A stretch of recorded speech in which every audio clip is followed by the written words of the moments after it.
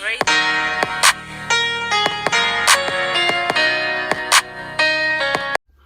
What's good, YouTube? Man, we back with another reaction video. So my hockey subs.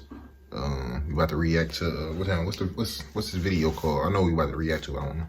It says how every NHL team got their name and identity, part 1. So we probably gonna do a part 2. You feel me? If y'all like this reaction, we gonna do a part 2. Get this. Matter of fact, get this video to 150 likes, and I'll do the part 2. You feel me? Because if they got a part 2, but so I've been reacting to some hockey players and stuff like that. But I'm about to start getting into little short mini movies and, you know what I'm saying, short documentaries and stuff like that about certain players and certain teams. But I got a fire hockey reaction I'm about to upload. I did a player from the Rangers. I forget his name. I forget how to pronounce his name, but he a beast though. Shit, he was his assist game was crazy. But y'all, I'm pretty sure y'all know what I'm talking about. He played for the New York Rangers. But I'm gonna upload that tonight, man. So y'all stay tuned. I'm gonna drop all the information in the description box. Shit. So I'm trying to build up my NHL fan base, you know what I'm saying? My subscribers, you feel me? Like, so when I drop my hockey reactions do pretty good though. I ain't gonna lie to you. Y'all be tapping in and watching and subscribing, commenting, telling me everything, breaking all the players down and shit like that. So I really appreciate y'all for real. But I ain't gonna talk y'all ears off, man. We about to hop right into the video. I'm gonna drop all the information in the description box, man. Y'all tap in, let's get it. Identity, the fact of being who or what a person or thing is. Everyone has one, and so do the teams that we choose to represent. But behind every logo and every name lies a story, a reason why that team has the identity that it does today. In this video, I'm going to attempt to uncover how each and every NHL team got its name and identity. And with that, here's how all current 31 teams came to bear their names they have today. So if you were a 90s kid like me, you probably remember watching the Mighty Ducks movies. And it's pretty remarkable to consider the fact that this trilogy of movies was such a big hit, beginning with the first that was released in 1992. The NHL saw so much promise in capitalizing on the movie's popularity that it decided to award Disney a franchise the year after the Mighty Ducks came to the big screen, which ensured that the Mighty Ducks of Anaheim would embody an identity first captured in Hollywood. How ironic. Anyways, after Disney decided to part ways with their ice escapades, the team shortened their name to the Anaheim Ducks and adopted a new logo. But thankfully, still Okay, that makes sense, because that threw me off. With their third jerseys. Facts. That threw me off. Because I'm like, damn, the Mighty Ducks, but they changed their logo. Phoenix Coyotes until 2014, the Arizona Coyotes are a product of a team that once played in the capital of Manitoba. The team name itself was given following a naming contest. The other runner-up candidate was Scorpions, as both represent inhabitants of the surrounding Sonoran Desert. Upon their debut in 1996, the Coyotes embraced their newly found identity, while giving it its notable southwestern flavor. Their first logo, a Kachina-style coyote, is arguably the most unique in league history. And besides their logo, their jerseys were also far from traditional, featuring a Kachina-style trim to match the logo, with black as the primary color with green and burgundy in the trim, almost simultaneously while relocating to the newly finished arena that the team plays in today in Glendale. For the start of the 2003-2004 season, the team had adopted an entirely new color scheme and logo. The look was more simplistic and featured a howling coyote with Sedona red, white, and black. This is a good video for me because I'm trying to learn all the teams and shit, like the history and ads are plastered, it seems, everywhere we look. But in the days of the 1920s, before TV screens and cell phones, you had to get creative. And that's exactly what Bruins founder and owner at the time, Charles Adams, did. Adams happened to not only be the franchise owner of the newest team in Boston, but also the owner of a local supermarket chain, which shared the exact same color scheme. Anyways, how they got their colors may not seem interesting, the color's but dope. How they gained their name just may be, as the Bruins were given their name by a guy you might have heard of. Art Ross. Ring any bells? Ross entertained the idea of the Old English word for bear while intending on the untamed, agile, and cunning nature to represent the club.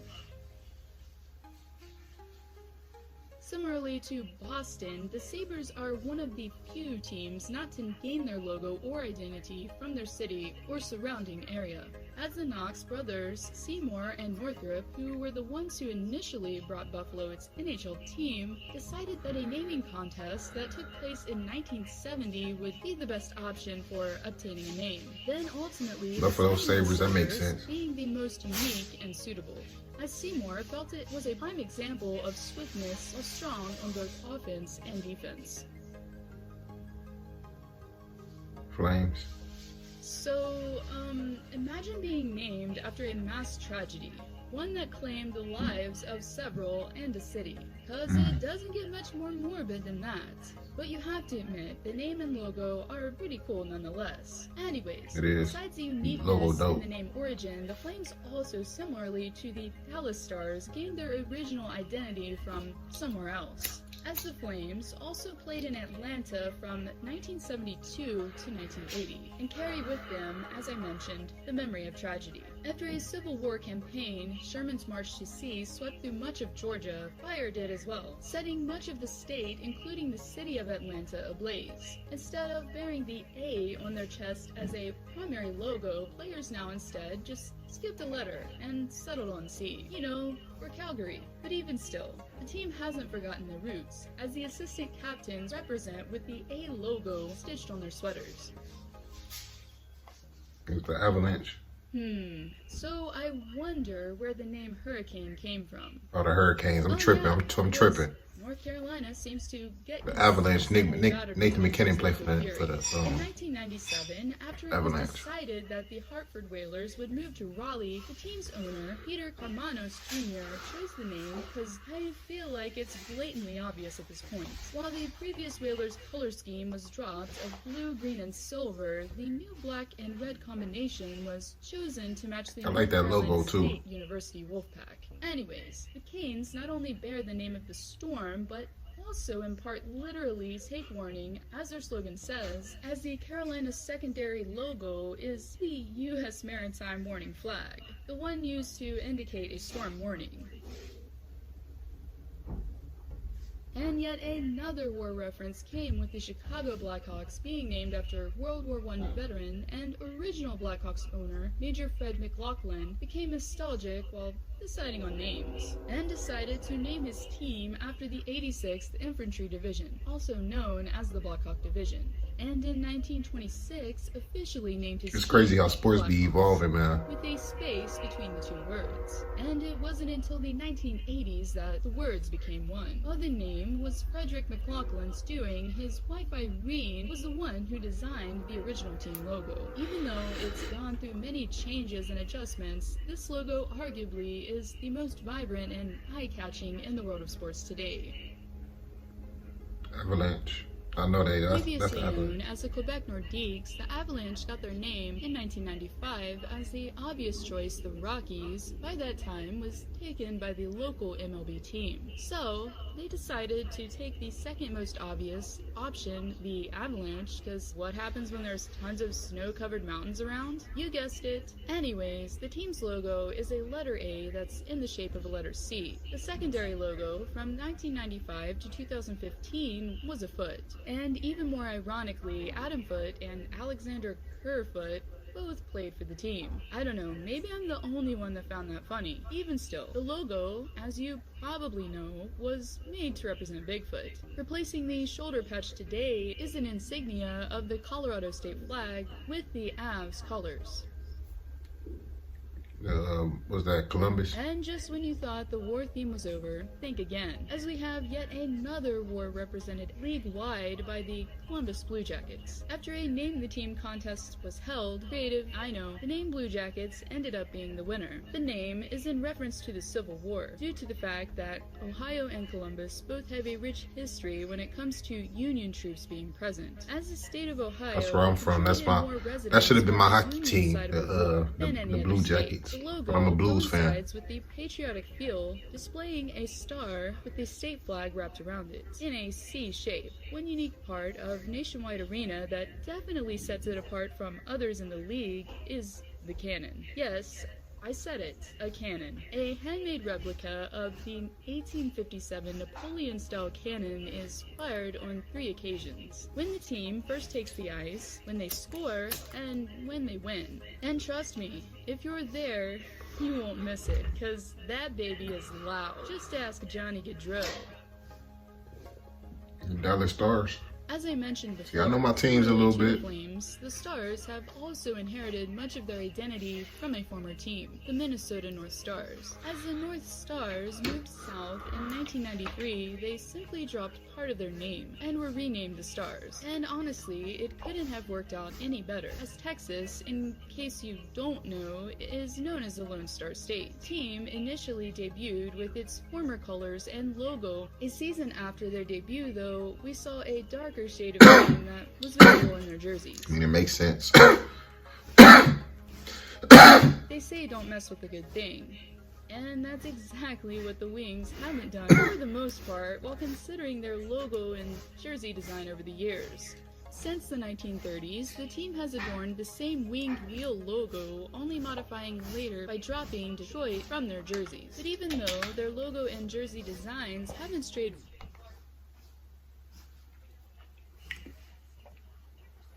These stupid ass ads, man.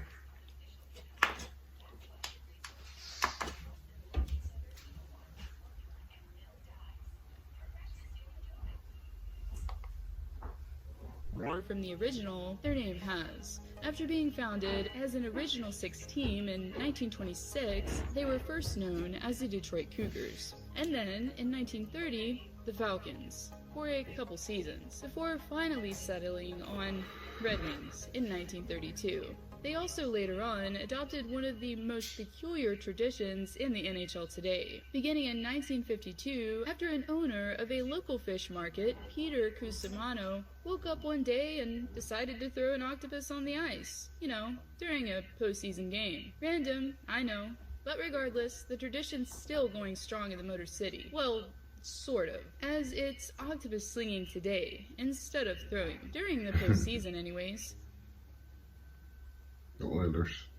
I love their colors and It jerseys. just seemed like logic, really, but it was actually fate. After Bill Hunter founded the franchise in 1972, he decided to stick to familiarity. As the junior team he had previously owned, called the Oil Kings, went by the nickname Oilers. But similarly to the Coyotes, they underwent a name change. After joining the NHL in 1979 as part of the WHA merger, the Alberta Oilers then adopted the name that they have today.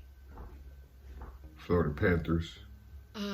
Blockbuster. A 90s staple that will forever be remembered for its awesome candy and endless selection of movies, actually has something in common with this Floridian franchise. Its first owner, Wayne Huizenga, just so happened to be the co-owner at the time of Blockbuster Video. About a year after being awarded a team, it was announced in 1993 that the official name of the Miami-based NHL team would be the Florida Panthers. After, you guessed it, Panthers that live in Florida. And while the name choice and identity are pretty explainable, a well-known team tradition isn't.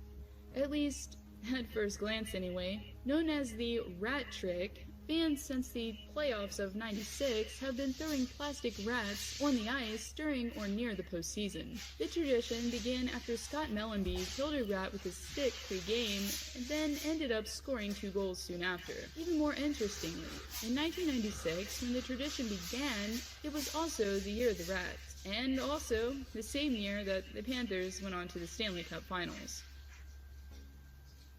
LA Kings. I should have been an LA Kings fan, my bad. Received their identity through a Because I know all my teams LA. contest. After And receiving St. Louis. the team, which was one of 6 products of the 1967 expansion, Jack Cook wanted a name that asserted royalty. The team not only embodied royalty by their name, but also debuting colors, as the Kings began the inaugural season wearing foreign blue and gold. Around the time when Gretzky arrived in the City of Angels, the team switched to a gray and black color scheme, but abandoned it for the start of the 98-99 season because subliminally representing a gang is kinda bad. Wow. After being founded in June of 1997, around 4 years after the North Stars left the state of hockey, the Wild wouldn't play their first game until the start of the millennium in 2000. Their identity would come 1 year after the team's founding, and 6 possibilities came to the forefront, including Blue Ox, Northern Lights, Voyagers, White Bears, Freeze, and Wild. As we all know, the latter is the name they go by today, which pays homage to the state's wildlife and outdoors reputation. The logo itself, which is my personal favorite, depicts a silhouette of a wild animal and forest landscape simultaneously. The eye of the animal itself pays tribute to the North Stars as well as the state's motto, which I won't attempt to say authentically, but in translation, it means Star of the North.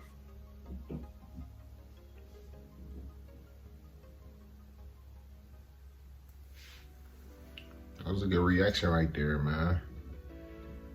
All my NHL fans, man, tap in. Like I said, I'm trying to build my my NHL subscribers up. But that was a good video, man. I'm starting to learn a little bit more about the sport and like the history of teams and like how the league go, how people get drafted, like the process of everything, you feel me? So somebody had told me to react to this video, so I'm like, man, I might as well react to it because I want to learn about the teams and how they got their names and shit anyway, because I like little documentaries and like little mini movies like that, for real, that be dropping information like that. But yeah, man, make sure y'all tap in. All shit, for real, all the NHL like diehards that come across this video, make sure y'all drop your team in the description box. You know what I'm saying? Not in the description box, in the comment section. My bad. I'm gonna drop all my information in the description box. Make sure y'all like this video up. Like I said, if I get this to over 100 likes, I'm gonna do a part 2 or something that got to do with this video. You know what I'm saying? But make sure y'all tap in. Make sure y'all subscribe, man. I appreciate y'all. Y'all stay safe, man, and we out. Great.